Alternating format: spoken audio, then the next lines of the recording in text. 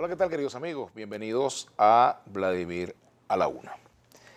Antes de presentar a nuestra invitada del día de hoy, quiero leer parte de una nota que me envía Iracara Chirinos, quien es familia de estos dos excelentes de PDVSA que están detenidos por presunto espionaje, Alfredo Chirinos y Argenis Torrealba.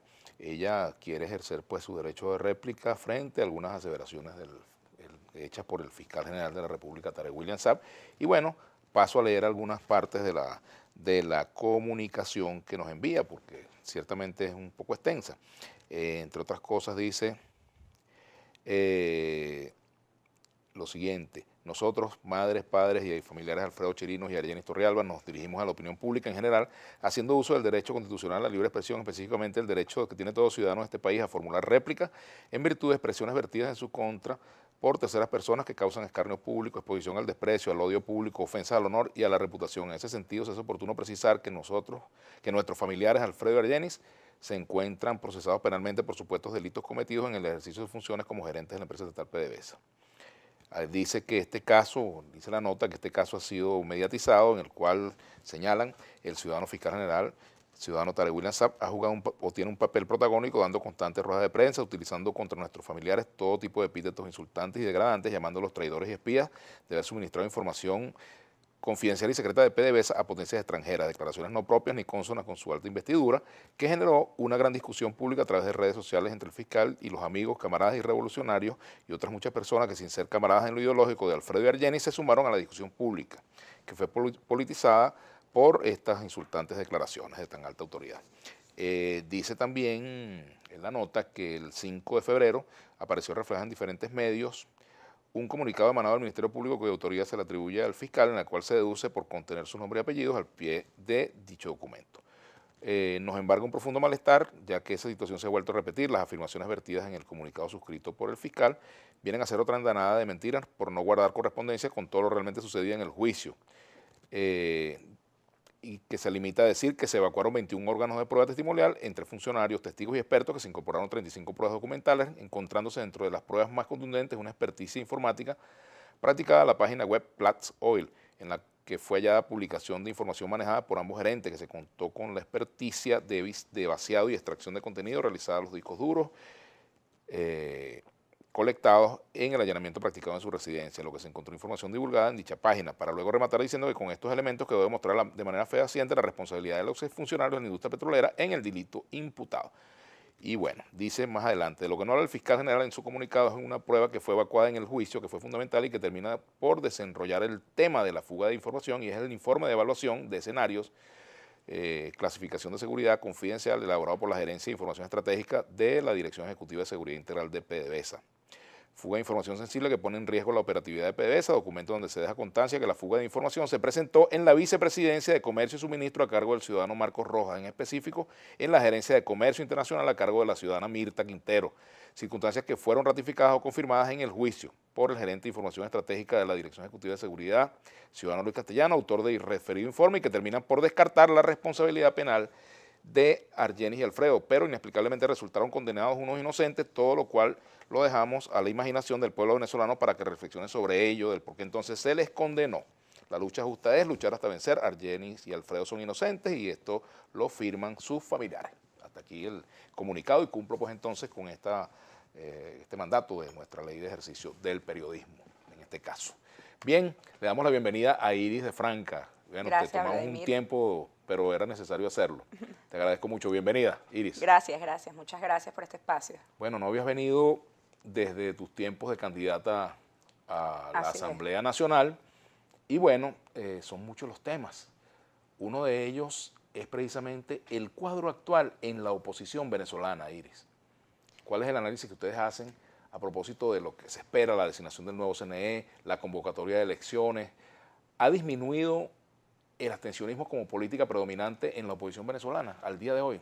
Fíjate, Vladimir, el tema de la abstención no se trata de que la abstención sea propia en estos momentos de la oposición.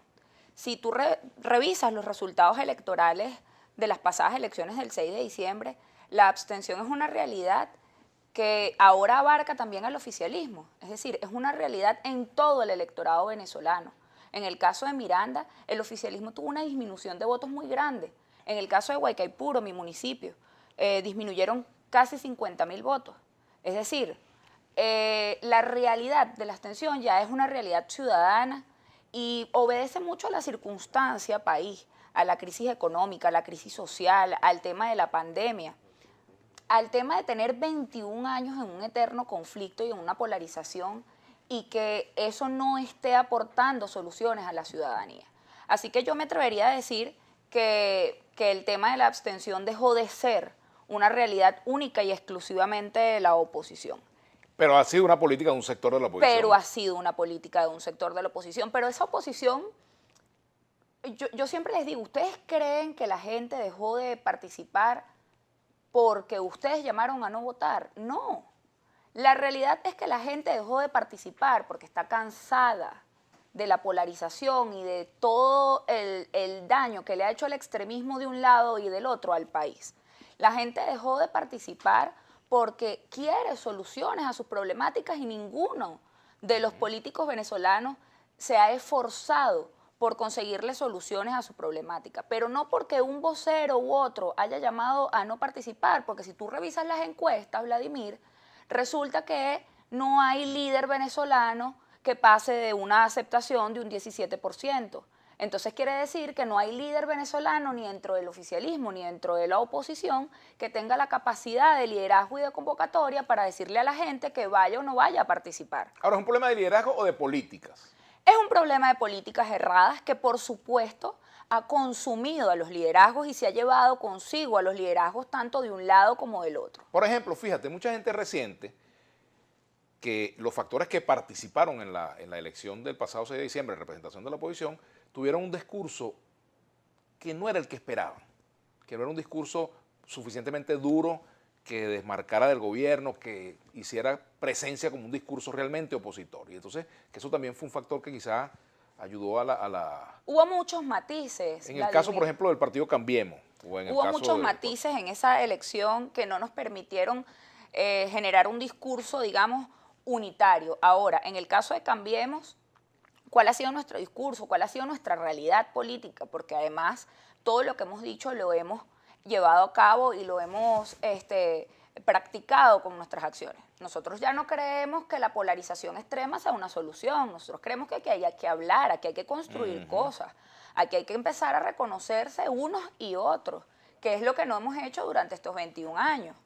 No ha habido reconocimiento de los factores políticos que hacen vida en Venezuela.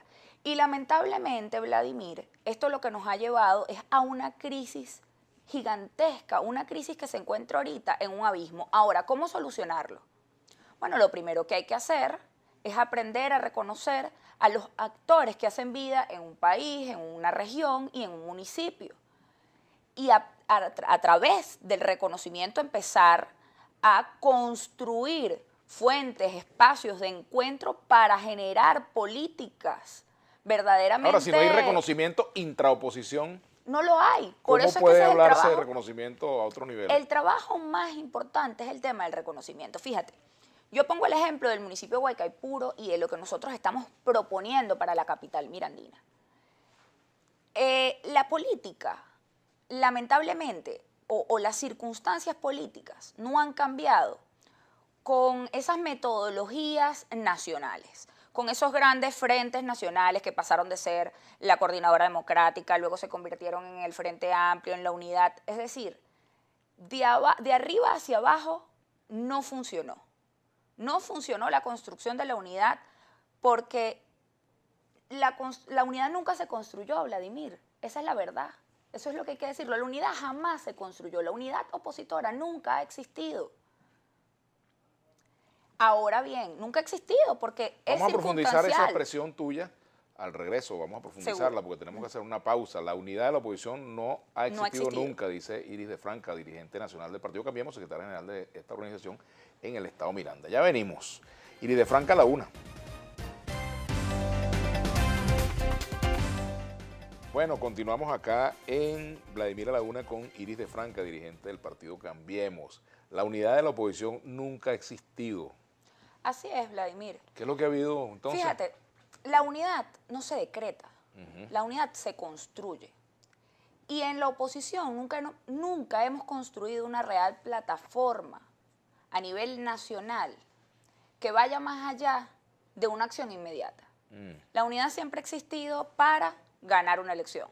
Después de que ganan, nos pasó en 2015, después que ganamos una elección, la unidad implosionó. ¿Por qué? Porque no era una unidad estratégica, no era una unidad de base, no era una unidad organizada, una unidad con un propósito a largo plazo, era una unidad inmediatista para un proceso electoral. Entonces, es decir, cuando nosotros hablamos de la unidad dentro de la oposición, ¿a qué nos referimos como unidad? A las plataformas que hemos ido haciendo a lo largo de estos 20 años para procesos inmediatos, porque no ha habido un plan político. Por ejemplo, unidad de propósito nacional. Lo hay, unidad de propósito. Creo que sí, porque a todos nos mueve la idea de un cambio de gobierno. Inclusive, Vladimir, ahora hasta dentro del oficialismo hay un sector que también le mueve la misma idea que nosotros, el cambio del gobierno y el cambio del sistema. Entonces eso nos lleva a la necesidad de construir una unidad diferente. Ya vimos que no funcionó. Cuando tú hablas de eso en el chavismo, ¿a quién te refieres?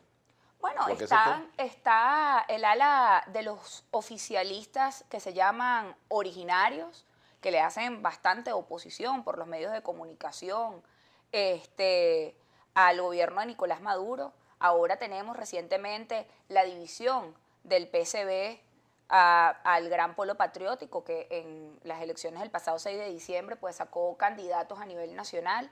Y creo que como ellos hay muchos dirigentes que acompañaron en un principio al oficialismo y se han ido desprendiendo de manera individual. Entonces, a todos ellos y a nosotros nos une la necesidad del cambio del gobierno, del cambio de sistema. Ahora, ¿cómo construimos la verdadera unidad? Pues bueno, no funcionó haciéndolo de arriba hacia abajo.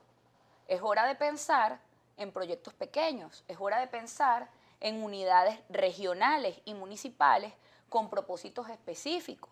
Y ahí entró, que no sean resultado de una política, digamos, de una política nacional. De acuerdos nacionales, por ejemplo. Debe ser, Vladimir, debe ser la necesidad, debe unirnos la necesidad de cambiar esta circunstancia y de aportar soluciones. Y eso nos lleva a un nivel local. Este año hay elecciones regionales y municipales. Yo, por lo menos en Guaycaipuro, he estado planteando con algunos de los dirigentes y hemos estado trabajando en un plan de trabajo, en una propuesta. La política, la unidad de organización política primaria es precisamente el municipio, la localidad. Nosotros debemos construir algo aguas abajo, que se adapte a las realidades locales, en donde existe un reconocimiento a todos los dirigentes que hacen vida en el municipio, existe un reconocimiento a los dirigentes políticos, sociales, a los gremios que hacen vida en el municipio, a los líderes de las comunidades, de las asociaciones de vecinos, en donde nosotros podamos construir una gran alianza en pro de un proyecto municipal. En pro de un proyecto municipal que no sea simplemente ganarle la alcaldía al oficialismo, sino que sea ganarle la alcaldía al oficialismo. Pero hay tiempo para hacer eso y construir de algo aquí a diferente. diciembre, si son las elecciones de diciembre, de Claro aquí a agosto, a octubre. Claro que hay tiempo. Ya en Guaycaipuro lo estamos haciendo, Vladimir. Ya en Guaycaipuro lo estamos haciendo. Hablando con diferentes factores, con diferentes dirigentes, reuniéndonos. Ajá, ¿y qué pasa, por ejemplo, si se ponen de acuerdo Henry Falcón, Timoteo Zambrano, Claudio Fermín, Bernabé Gutiérrez y a lo mejor un sector de PJ o un sector de COPEI dice, no, ese acuerdo que hay en Guaycaipuro no vale porque yo te voy a dar a cambio de Guaycaipuro la alcaldía de Sarasa? Debemos imponernos, debemos entender, mira, tú sabes cuál ha sido... Eso puede pasar. Tú sabes, claro que puede pasar y pasa normalmente, pero tú sabes cuál ha sido el gran éxito del oficialismo. El respeto a las bases. ¿En el oficialismo hay más respeto a las bases que en la oposición? Sí lo hay. ¿Sí? ¿Cuándo empezó el declive del oficialismo en votos? Cuando ellos empezaron a mandar a sus candidatos a elecciones a gobernadores y alcaldes desde la presidencia de la República. Porque las bases se sintieron traicionadas. Pero el gran fortalecimiento del oficialismo en un principio de ese proceso fue por el respeto a las bases. Nosotros debemos, en la oposición, respetar los acuerdos municipales y debemos construir espacios en los municipios. Los alcaldes lo han hecho, Vladimir, y les ha funcionado. Ahora, allí aplicaría primarias, aplicaría consensos, aplicaría encuestas. Yo diría, como dice Enrique Mendoza, cuanto consenso se pueda y cuanta primaria sea necesaria. Si nosotros podemos construir candidaturas únicas en los municipios por consenso, pues que se haga. Y si no se puede, pues hagámoslo por primaria. Pero yo creo que si nosotros nos reconocemos, Vladimir, y si hacemos este ejercicio que te estoy comentando y empezamos a construir plataformas municipales en donde nosotros hagamos reconocimientos a los líderes más importantes de cada municipio, yo creo que no vamos a necesitar un proceso de primaria. Porque esto nos va a llevar a generar un acuerdo en donde pongamos primero al municipio. ¿Hay suficiente desprendimiento en los partidos de la oposición para hacer eso? Es decir, no importa que el candidato No, qué sé yo, no de lo la hay. Progresista o del MAS. No lo hay en todos los partidos. En todos los partidos no lo hay. Debo decir que en la Alianza Democrática, en los que participamos el pasado 6 de diciembre, específicamente en la alianza en la que Cambiemos formó parte, lo hubo. Y debo decir que Cambiemos lo ha tenido. Cambiemos Movimiento Ciudadano ha dado el ejemplo de desprendimiento. Nosotros somos un partido pequeño, un partido nuevo, y somos un partido que hemos trabajado pisando el suelo. Nosotros estamos construyendo espacios para aspirar municipalmente. ¿Timoteo acepta opiniones díscolas allí en Cambiemos? Sí. ¿Sí? Y debates. Ajá. Y debates. Por cierto, el pasado viernes tuvimos nuestro primer foro debate a lo interno sobre el matrimonio igualitario. Ajá. Propuesto por él. O sea, él dijo, bueno, vamos a debatir esto en el seno del partido, preparen los debates. ¿Tú estás de acuerdo con el matrimonio igualitario? Sí, estoy de acuerdo. Estoy de acuerdo con el matrimonio igualitario, con el reconocimiento de las uniones estables de hechos que ya existan para el momento de la aprobación del matrimonio igualitario. Estoy de acuerdo con el reconocimiento de la identidad de las personas transexuales y creo que eso debe ser una prioridad, una agenda prioritaria de la Asamblea Nacional. Que no es constitucional el matrimonio igualitario, que no está en la Constitución, habría que cambiar la Constitución y no se va a cambiar. Evidentemente debemos hacer un cambio en el texto constitucional. Yo lamento que la diputada que dice... Tocaya, Iris, por cierto. Iris, mi tocaya, que dice ser del pueblo, ignore la necesidad de reconocer a esta comunidad que ha sido violentada en sus derechos humanos durante tantos años. Y hay algo muy importante, Vladimir, que hay que decirle a esa diputada y a muchos otros que sé que están en contra de este tema. El mundo está progresando. Y nosotros nos estamos encontrando en Venezuela estancados porque estamos en los debates de las legitimidades, pero no nos estamos dando cuenta que la globalización nos está comiendo. Aquí debemos luchar por los derechos de las personas, debemos reivindicar los derechos de los ciudadanos y eso es un compromiso nuestro como dirigentes políticos y es un compromiso que debe tener esta nueva Asamblea Nacional. Hay temas prioritarios. Tenemos que hacer una pausa. Al regreso, me gustaría tu evaluación de lo actuado por la Asamblea Nacional hasta ahora. ¿Qué balance tienen en Cambiemos acerca del trabajo parlamentario? Bien, hacemos la pausa y ya venimos con Iris de Franca. Iris de Franca, la una es nuestra etiqueta. Continuamos con Iris de Franca, dirigente nacional del partido Cambiemos, además secretaria general de esta organización en Miranda. Iris, fíjate que una de las quejas que hay con respecto a la actual Asamblea Nacional es que no funcionó la proporcionalidad. El Partido Socialista Unido de Venezuela, que obtuvo 60 y tanto % de los votos, se quedó con más del 90% de los diputados. Y yo entrevistaba a Oscar Figuera en días recientes para Vladimir Lacarta y él decía que era el sistema que funcionó no fue el de la proporcionalidad, sino el de la desproporcionalidad. No obstante, pues hay una cantidad de diputados representando a la Alianza Democrática y otros factores allí.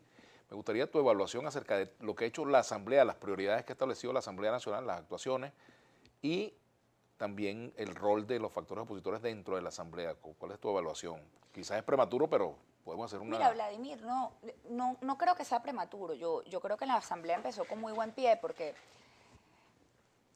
uno de los grandes problemas de Venezuela es la falta de institucionalización. Nosotros tenemos, o teníamos hasta el año pasado, 2 poderes legislativos, 2 CNE, uno que estaba en el exilio, 2 presidencias, 2. Para los medios de comunicación, esto era un país con dualidad de instituciones. Y una de las cosas que nosotros, por la que nosotros estábamos luchando para que estas elecciones parlamentarias se dieran el 6 de diciembre, era justamente para comenzar a acabar con eso, para comenzar a restablecer el orden constitucional. Y eso es uno de los grandes logros de esta nueva Asamblea Nacional. Hoy hay una sola Asamblea Nacional en el país. ¿Qué queda de la otra? De la que terminó en... No queda nada, Vladimir.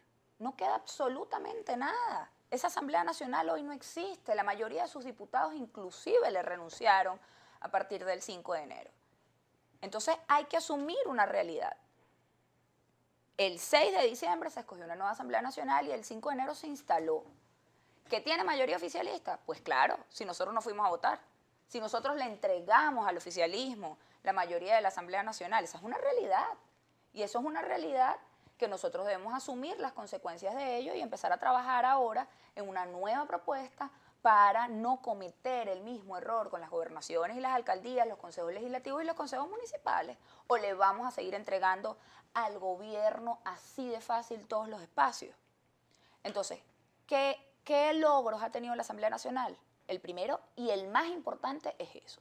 Fíjate, en el caso de la Asamblea, por ejemplo, se nombró la Comisión Nacional de Diálogo. ¿Cómo la evalúan ustedes? No, positivamente, muy positivamente, porque además están tratando de incorporar a distintos factores de la sociedad civil. Vimos una reunión... ¿Notas voluntad política en el gobierno para eso?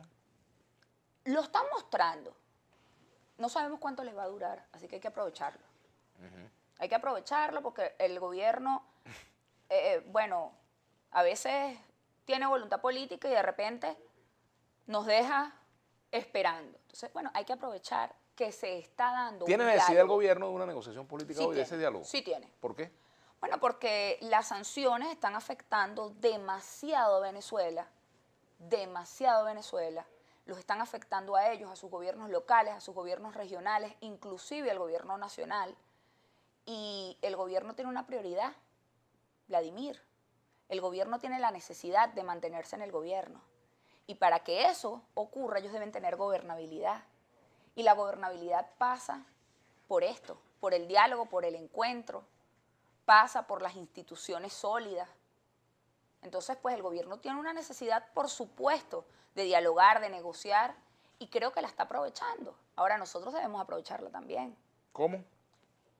Metiéndonos en todos los espacios de negociación, en todos los espacios de diálogo. Yo aplaudo la reunión de Fede Cámaras de días pasados con el gobierno nacional. Con la comisión.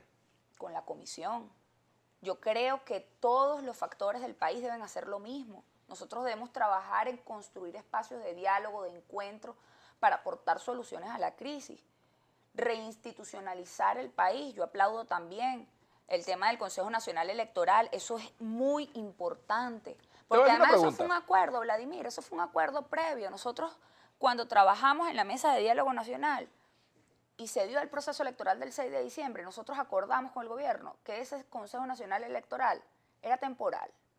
Sí, hasta enero. Hasta enero. Y bueno, debemos aplaudir que se cumplió y que se está haciendo lo procedente para tener un nuevo Consejo Nacional Electoral electo según nuestra Constitución y nuestras leyes. Iris, fíjate, no es seguro que haya elecciones de alcaldes este año.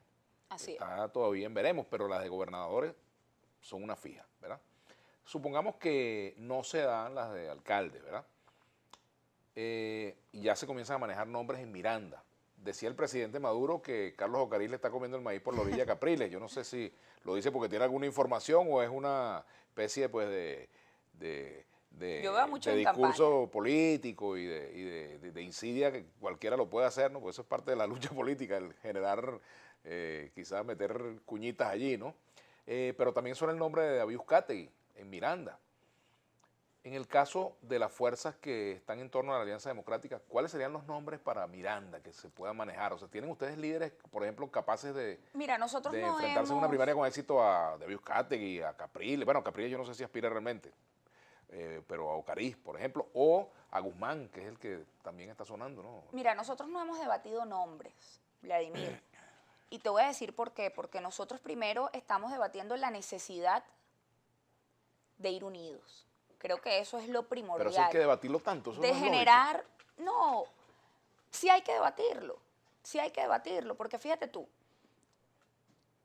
estos personajes de los que me hablas, yo los veo en campaña, todos los hemos visto en campaña, han estado en los distintos medios de comunicación, ahora hablan de la necesidad de participar en los procesos electorales, pero no es fácil, Vladimir, no es fácil ir unidos después de que el 6 de diciembre perdimos una Asamblea Nacional porque la gran mayoría de ellos llamaron a la abstención. Entonces eso requiere una recomposición de la unidad, requiere volver a encontrarnos los factores del G4 con los que participamos, requiere hablar entre nosotros, reconocernos, dialogar y crear un pacto de unidad.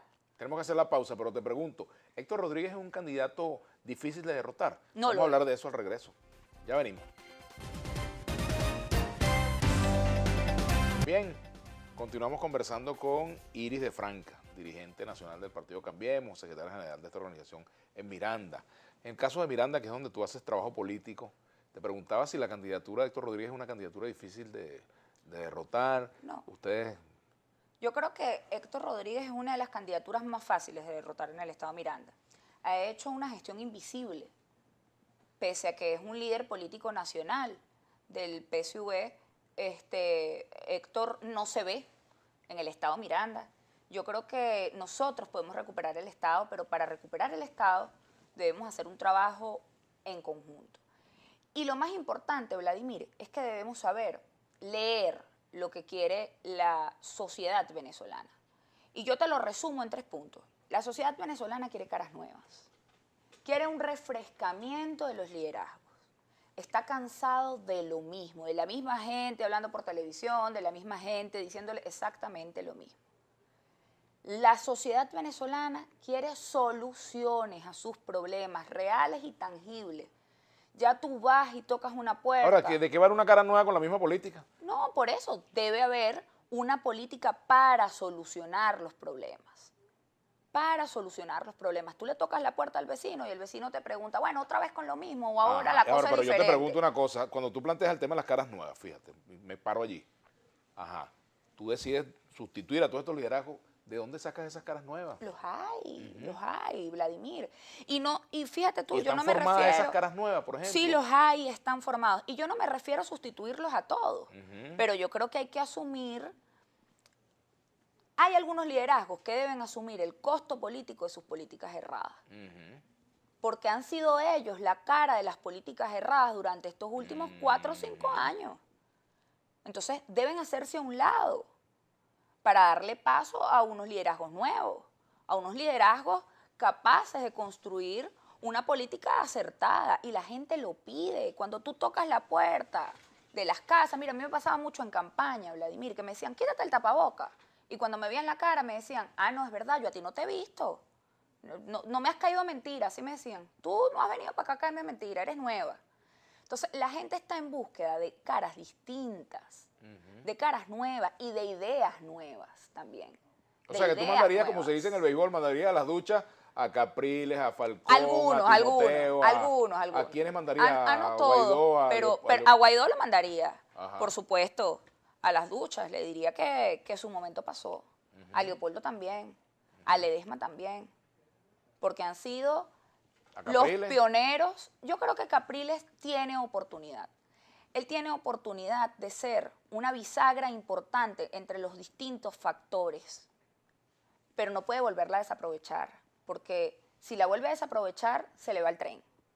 Se le va el tren. Así que él tiene que ver muy bien cuál va a ser la decisión que va a tomar para este proceso electoral de las gobernaciones y Dios quiera que de las alcaldías también. Para nosotros sería muy positivo que se realice esta mega elección, que además ha sido una propuesta de Cambiemos Movimiento Ciudadano desde el principio. nuestro secretario general lo ha dicho en varias oportunidades, porque es una manera de hacer una reinstitucionalización rápida, es una manera de que todos los factores participen, es una manera inclusive dentro de la oposición de abrir el compás a unas negociaciones y a un reconocimiento interno, y es una manera, Vladimir, de a partir del próximo año dedicarnos a solucionar los problemas de la gente y a gobernar. No podemos seguir así. Nosotros no podemos seguir en esta trampa. No podemos seguir en la pelea de las legitimidades. No podemos seguir perdiendo el tiempo, Vladimir. Mientras se nos mueren los niños en los hospitales, mientras nuestros ancianos se mueren desnutridos, mientras la gente no tiene nada que comer, los niños están perdiendo sus años escolares, las madres se están enfermando porque dejan de comer ellas para darle comida a sus chamos. Pero además le estamos negando a nuestra juventud, y me incluyo ahí, le estamos negando la oportunidad de construir una Venezuela mejor. Y ahí voy al tercer punto que está pidiendo la gente. La gente ya no está pidiendo ser observadora, Vladimir. La gente quiere ser parte del cambio. La gente quiere ser parte de las soluciones.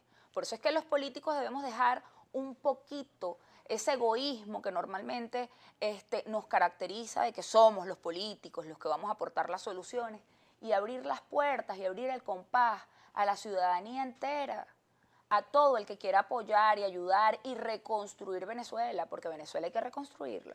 Aquí hay comentarios. Maelo dice, señorita, en el PSUV, señorita Iris de Franca, en el PSUV no respetan las bases, hay muchos ejemplos, el PSUV es una estructura piramidal marcial, lo que dice su jefe todos lo acatan, so pena de pérdida de privilegio.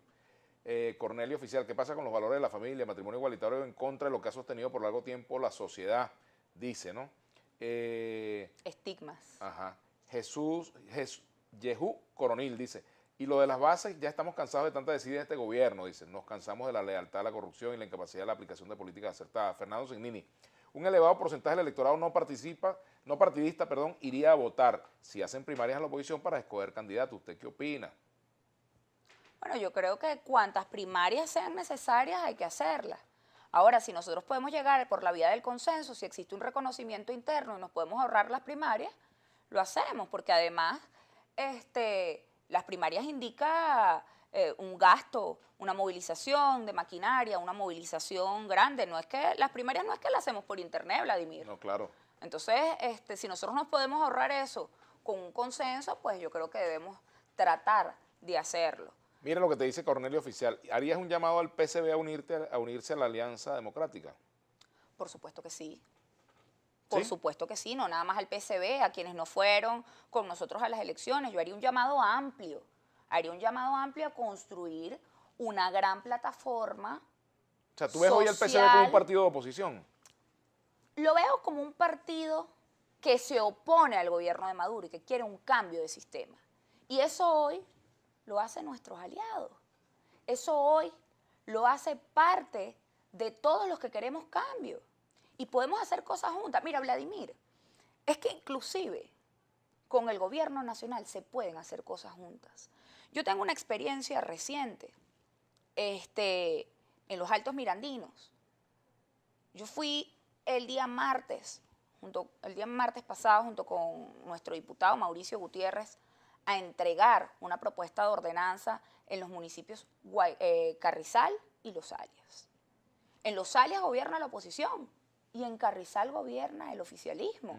Y yo debo decir que el alcalde oficialista de Carrizal nos recibió la propuesta, la estudió con nosotros, le gustó nuestra propuesta. Farid Fraija. Entonces, es decir, ¿cómo es que no podemos hacer cosas en pro de la ciudadanía? ¿Y el de la oposición no lo recibió? El de la oposición no nos recibió, pero nos recibieron sus concejales. El presidente de la Cámara, Edgar Laya, nos recibió y nos recibió la propuesta. Y también la conversamos y la llevamos a debate. Es decir, son más las razones que nos unen. Aquí podemos construir cualquier cantidad de cosas en conjunto. ¿La oposición tendrá la madurez, por ejemplo, de decir un día, mira, no, ese alcalde, por ejemplo, Farid Fraija, por nombrar uno que tú nombraste, lo está haciendo bien, vamos a apoyarlo? Yo lo he reconocido en muchísimos programas. Me han dado piña por eso, debo decirlo. Me han dado muchísima piña, pero a mí me parece una muy buena gestión la de ese muchacho. Bueno, fíjate tú. Con solo escucharla cualquiera se da cuenta de por qué el chavismo sigue en el poder, dice José por aquí. Bueno, el chavismo llega al poder o sigue en el poder porque nosotros no hemos sido capaces de reconocer al otro, sino por el contrario, nos oponemos a todo lo que sea oficialismo, sea bueno, sea malo, lo que tú estás diciendo. ¿Cuántas personas pueden reconocer una buena gestión del oficialismo? Muy pocos tienen la madurez de hacerlo. A lo mejor ese reconocimiento tuyo no le ayuda a Farid. A lo mejor no lo ayuda. A lo mejor no lo ayuda. Vamos a hacer la pausa, ya venimos con Iris de Franca. Dice por aquí Aníbal Gómez, iba muy bien la diputada, ya no es diputada, fue candidata a la asamblea, pero hasta que tocó el tema del matrimonio igualitario, una aberración, ¿qué vendría después? Matrimonio con animales, eso no significa avance, va contra la prolongación de la humanidad. Mira, yo creo que nosotros debemos derrumbar algunos tabúes que tenemos específicamente en Venezuela. El matrimonio igualitario no es más que el reconocimiento de los derechos de las parejas LGTBI, que durante años, además, Vladimir, yo conozco parejas de 50 años que tienen media vida juntos, de 2 hombres y 2 mujeres, bien establecidas, con hijos, con excelentes valores, con excelentes principios. Es decir, esto no es una novedad y no es una moda. Esto es una realidad y una realidad mundial que nosotros debemos reconocer. Ellos son seres humanos y tienen los mismos derechos que nosotros. ¿Por qué no reconocerlos? ¿Por qué no reconocer Además, los derechos? Si la unión es voluntaria, ¿no? Es voluntaria. Claro. Es decir, ¿por qué no reconocer, por ejemplo, los derechos de las personas transexuales? Su derecho a la identidad, ¿cómo es posible? Yo siempre lo digo y lo pongo como ejemplo, que tú conozcas a una mujer, la veas que es una mujer y cuando agarre su cédula diga José, porque no le permiten cambiar su nombre y su sexo en su documento de identidad. Entonces esa persona no existe, Vladimir. Eso es algo que nosotros debemos de verdad estudiar. Además creo que la educación es muy importante. Mira, Vladimir, mi hijo tiene 8 años y mi hijo sabe lo que es una pareja de 2 hombres, una pareja de 2 mujeres, las respeta. Tenemos amigos en la familia que tienen su pareja mujer, su pareja hombre, y Santiago comparte con ellos libremente, con respeto. Y él no cambia, ni su mentalidad cambia por eso. Existe respeto, reconocimiento a los derechos de las personas. Bueno, los prejuicios se pueden generar en los niños cuando nosotros abordamos los temas con prejuicios. Es que los prejuicios los hacemos los adultos. Claro, no los prejuicios los hacemos nosotros. Eso es como la típica, bueno, los hombres no lloran. O el tema del divorcio, por ejemplo. Eso lo formamos los adultos. El niño no nace con prejuicios. Los prejuicios los damos la sociedad. Entonces nosotros debemos derrumbar esas barreras, como debemos derrumbar la barrera del machismo en Venezuela. Pero ¿cómo lo hacemos? Con educación. ¿Tú eres feminista? Soy feminista. Soy feminista. ¿Muy feminista, moderadamente feminista o moderadamente feminista, pero soy bien feminista. Yo creo que las mujeres requieren un reconocimiento mayor a su labor en la sociedad. Y te voy a decir algo, Vladimir. De las 10 gestiones exitosas en el manejo de la pandemia, el año pasado 7 eran mujeres. Nosotros no le hemos dado la oportunidad a las mujeres de demostrar su capacidad de gerenciar ¿Estás de acuerdo con las cuotas? En el mundo. Sí, no. Estoy de acuerdo con la paridad y las cuotas paritarias. Ahora, yo creo que la mujer debe llegar allí por un tema de capacidades y no simplemente por ser mujer. Yo creo en la igualdad y en la equidad de oportunidades para todos, por igual. Yo debo tener la misma oportunidad que un hombre de optar por un cargo. Y te voy a decir algo, en Cambiemos Movimiento Ciudadano, no solo yo soy feminista, somos bastante feministas, empezando por nuestro secretario general. ¿Timoteo es feminista? Súper feminista. ¿Está de acuerdo con el matrimonio igualitario? Está de acuerdo con el matrimonio igualitario, con el aborto, con la legalización del cannabis. Es un hombre bastante progresista. Y creo que lo ha dicho en varios programas, por lo menos lo del matrimonio igualitario lo dijo. De la marihuana. Del cannabis también lo dijo. Yo creo que nosotros debemos apuntar hacia allá, Vladimir, debemos apuntar hacia el progreso. Mira, es importante construir proyectos que vayan enmarcados en la agenda del 2030 de la ONU. Discutir los objetivos de desarrollo sostenibles en Venezuela. Aquí te dice la profesora Carolina Marín. Buenas tardes, saludos Iris de Franca, mujer luchadora, independiente, inteligente, desde el municipio Urdaneta de los Valles del Tuy, de Cuba, Estado Miranda, ¿no? Un Un país se gobierna escuchando al pueblo y tomando acciones en conjunto que solventen los problemas que les aquejan. Así es. Dice por acá, también hay otros comentarios. ¿Usted considera correcto ir a elecciones con partidos intervenidos presos en cárceles por motivos políticos, venezolanos exiliados? Yo creo que lo de los partidos puede solucionarse con un proceso de negociación. El tema de los presos políticos y los exiliados es algo que nosotros hemos estado trabajando y que no hemos dejado de trabajar día a día. Día a día trabajamos en un proceso de negociación y de diálogo con el gobierno. Ninguna elección con un gobierno totalitario tiene las mejores garantías. Nosotros debemos, mira, a mí me da mucha risa porque a veces decimos, bueno, es que ellos son unos dictadores, no sé qué, que ellos son esto, que ellos son aquello. Les ponemos cualquier cantidad de apellidos al gobierno nacional. Pero entonces queremos las condiciones más justas. Compañeros, esto es un gobierno totalitario. No nos van a dar las mejores condiciones. Ahora, nosotros vamos a seguirle entregando los espacios. Vamos a luchar por condiciones, pero vamos a participar. Y si nos dan algunas, pues no nos bajemos del tren. Vamos a seguir luchando y yo creo que la vía electoral es la más importante. Sin abandonar las otras vías, la protesta ciudadana, por supuesto que es válida, pero no la protesta ciudadana para generar una violencia y un caos, no, la protesta ciudadana real. El que la comunidad proteste porque no tiene gas, porque no tiene agua, porque no le llegó la COVID, eso es válido. Ahora nosotros los políticos, ¿cómo lo acompañamos? Bueno, participando en los procesos electorales para ganar espacios y solucionarle a esa gente el problema del gas que reclaman, solucionarle a esa gente el problema del agua que reclaman. Mira, por aquí nos saluda la gente de la emisora Galaxia 94.9 del municipio de Lagunillas, en el estado Zulia, que están retransmitiendo nuestro programa, o sea, están escuchando también allá en el municipio. Saludos a la gente del estado Zulia. Nos saluda, Nectario, nuestro amigo. Bien, aquí dice, abogado Ariel Lozada del Cafetal, usted tiene toda la razón en sus palabras porque está en lo correcto, pero yo le pregunto, ¿por qué nadie le explicó la parte instrumental al electorado para incentivar la votación? Sinceramente todos están fallando en ese punto, dice. Hay un problema comunicacional que vamos a ir resolviendo. Ciertamente había mucha gente que desconocía muy bien el proceso electoral del 6 de diciembre. Recordemos que la pandemia tampoco nos ayuda a hacer una campaña como la acostumbramos. Era una campaña pues muy medida, prácticamente todo fue casa por casa, no pudimos hacer mitin político, no, en muchos casos ni siquiera pudimos colocar grandes sonidos. Entonces, bueno, también la realidad en la que se llevó esta campaña fue una realidad que no nos permitió hacer la publicidad como nos hubiese gustado. Aquí dice Javier Domínguez, ¿qué va? Vladimir Laguna solamente da participación a los alacranes, comunistas y progresistas. Caramba. Bien. Lisa Stredel, buenas tardes. Su invitada dice que hay que aprovechar las oportunidades que da el gobierno y le pregunto, ¿eso incluye a los que llaman G4 o esa oportunidad no es para ellos porque están execrados, desterrados como en la antigua Grecia? No. Mira, mi mamá decía, o dice, siempre me lo dice, me lo enseñó desde muy pequeña, que uno no debe pagar con la misma moneda. Uno debe demostrar que es mejor persona. A nosotros, el G4 nos execró de la unidad, pero nosotros no le vamos a pagar con la misma moneda. Aquí son bienvenidos a la ruta electoral.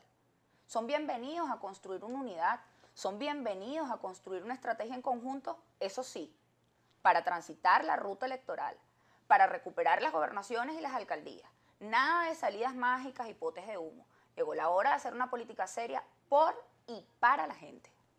Bueno, Iris, lamentablemente se nos ha agotado el tiempo. ¿Tú vas a ser candidata a algo? ¿A la gobernación? Todavía no lo sé, todavía no lo sé. Estamos trabajando en la reconstrucción de la unidad, pero sin duda lo que sí debo decir en este programa es que mi principal compromiso es con el municipio de Guaycaipuro, con la ciudad de Los Teques y con el estado Miranda.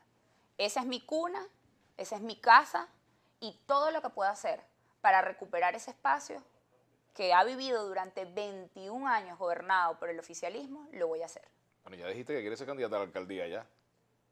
Todavía no está definido eso, pero lo voy a hacer. No necesariamente tenemos que ser candidatos, debemos ser nosotros la cara para hacer algo por el municipio. Yo creo que sin importar el rostro que se le ponga a esa candidatura, lo que sí pueden estar seguros es que Iris de Franca va a estar allí. en ese comando, en esa ciudad, en ese municipio, trabajando para recuperar la alcaldía, para ganar la alcaldía del municipio de Guaycaipuro y demostrarle a los guaycaipureños que se puede vivir mejor. Del 1 al 10, ¿cuánto le pones a la gestión de Wicely Álvarez allá? 0. ¿Ni uno siquiera? Ni uno. Wow. Es la peor gestión que hemos tenido en 21 años y hemos sido gobernados en el municipio de Guaycaipuro 21 años por el oficialismo. Es la peor gestión. ¿Y de esos 21 años cuál reivindica? Además inmersa en cualquier cantidad de escándalos de corrupción. ¿Y de esas gestiones cuál reivindica?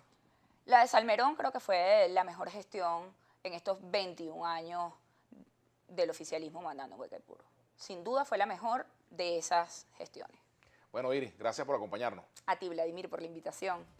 Bien, queridos amigos, gracias por habernos acompañado y sigan con la programación de Globovisión. Será hasta mañana.